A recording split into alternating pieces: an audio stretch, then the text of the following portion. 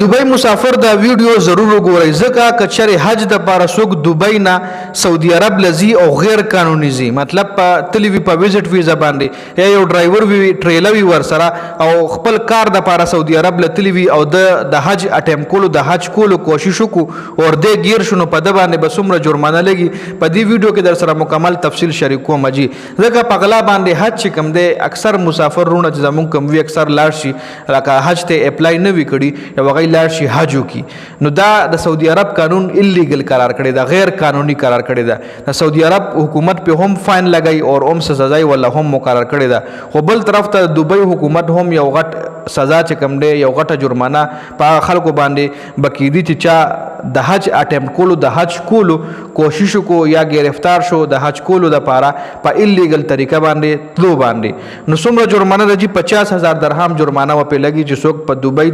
دوبۍ نه غیر قانوني حج ته سعودي عرب ته په غي باندې 50,000 درهم لګي او ورسره به کې دي شي سکید میت په هم لګي او د ډیپورټیشن چې کم دی هغه پکې هم خطر شته دی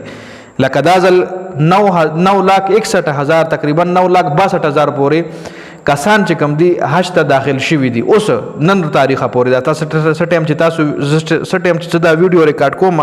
نن تاریخ ته جی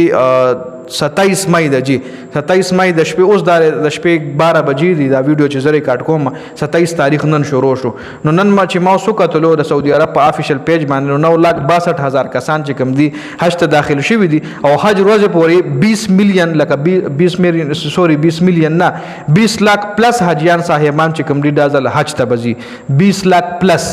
10 लाख نه زیات خلک چې کم دي دازل به حج ته زیږي نو دې ټولو په پراپر طریقه باندې په قانون طریقه باندې قانوني طریقې باندې حج ته اپلای کړی دا ری درخواستونه منظور شوي دي نو اله بدای حج کوي جی د ډېر خلک دا سوي چې هغه درخواستونه نوي ورکړي او الیګل طریقه باندې هغه حج کوي مطلب سعودي عرب کې د یو کس په مکه کې اوسېږي یا مدینه کې اوسېږي او د حج ورځ پیراغه او بس د ډایرک ورغو نو سره د حج د اپلیکیشن فارم شته نو سره د حج هغه چې کم د سعودي حکومت ولا اپروول ورکړي هغه فارم وسرني او د حج کوي او کچري الته شورتي گیر کو نو په د باندې به فاین هم لګي او په د باندې به مطلب سکیت په هم خجول شي او ډیپورټ کول هم شي د سعودي نه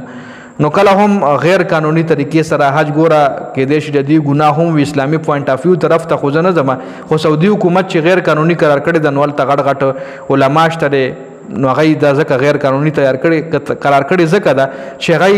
څومره کسانو د پاره ارینجمنت کړی وي لکه اوس 10 لک کسان چې کم دی هغه د هغه د پاره ارینجمنت کړی وي او د کې 1 لک یا 2 لک کسان الیګل لاړ شي نو دا الته بیا هجوم شي الته لکه ځکه د هغه خو چې کم پلان وي د 10 لک پلان وي د 10 لک کسانو د پاره هغه هر څه سیټ کړی وي پکې 1 لک نیم ایکسترا لاړ شي الیګل لاړ شي نو هغه 10 لک کسانو ته د 1 لک کسان چې کم غیر قانوني تلی وي د نقصان ورکول شي په دې وجه باندې هغه غیر قانوني خلکو د پاره داخله ممنوع قرار کړی دا چروره پیله داخله او کا اپروول والا نو بالکل حج وکا